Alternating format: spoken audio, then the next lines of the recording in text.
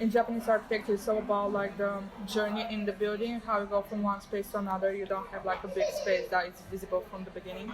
So I think everyone can think about a way to depict that in the site. For example, how is the journey to the site? You were thinking, oh, where should I go first? So you take the stairs, and it's kind of secluded space. You can hear the birds, you can hear like the nature, but at the same time you're right in the center of the city. What I like about Durham, like a town, is the little winding streets and how you can like go to a place and then just turn in a little street and you don't know where you are and you just explore the city. It's not a grid city. What I really like about number two, side number two, is I have the bridge where most of the students, most of the footfall, and then you have the peninsula where there is no one coming in. It's just people casually walking around the river, and there is like the difference between many people coming on the bridge, just seeing the site, but at the same time there is not many people on the site.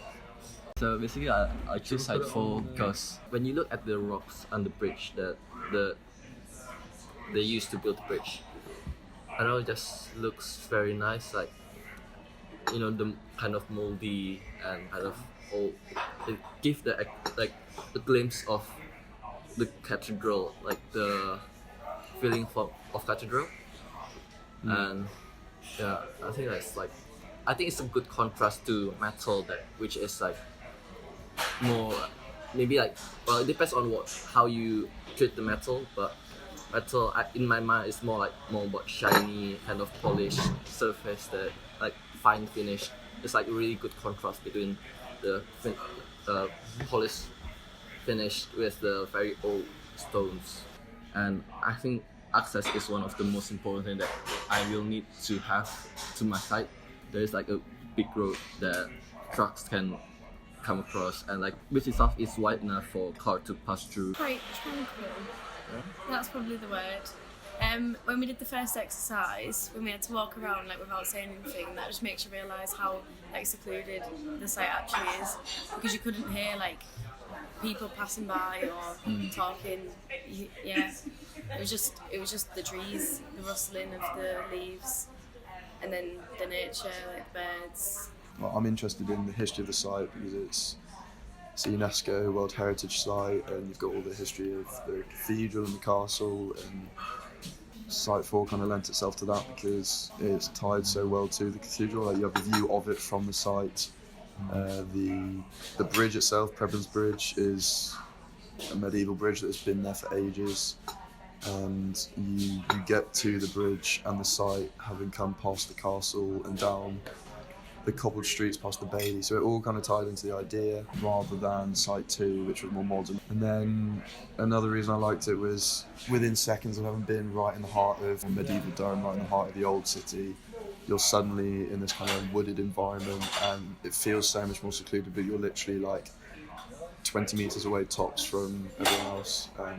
So you feel like you're hidden away, and yet everyone else is just there. I really liked that idea. So in summary, I liked how it was quite a central point.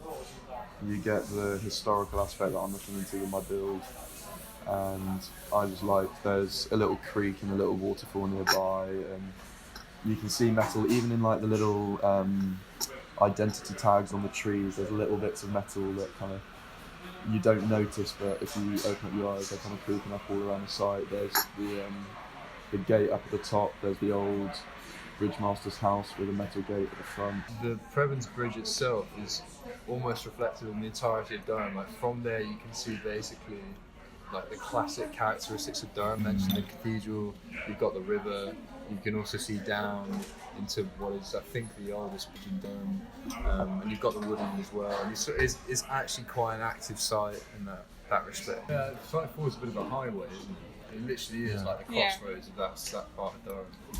Yeah, for me, I think the essence of Durham really is just the idea of procession. I think the reason that it came into existence, if you look at its history and its Christian and religious roots, it's all about sort of the route of the pilgrim up to the cathedral, and its processional routes up to the Bailey, which is the I think it's basically the island at the top of the hill. I wanted to continue that, and I think Site 4 lends itself really well to procession. And if you look at the history, one of the main steel manufacturing plant is in a place called Consett.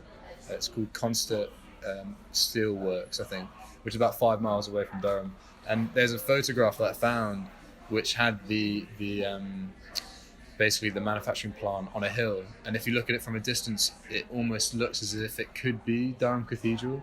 You could almost mistake it, and so I was using a play on words and saying perhaps what was the Durham Cathedral was sort of the cathedral for religious reasons.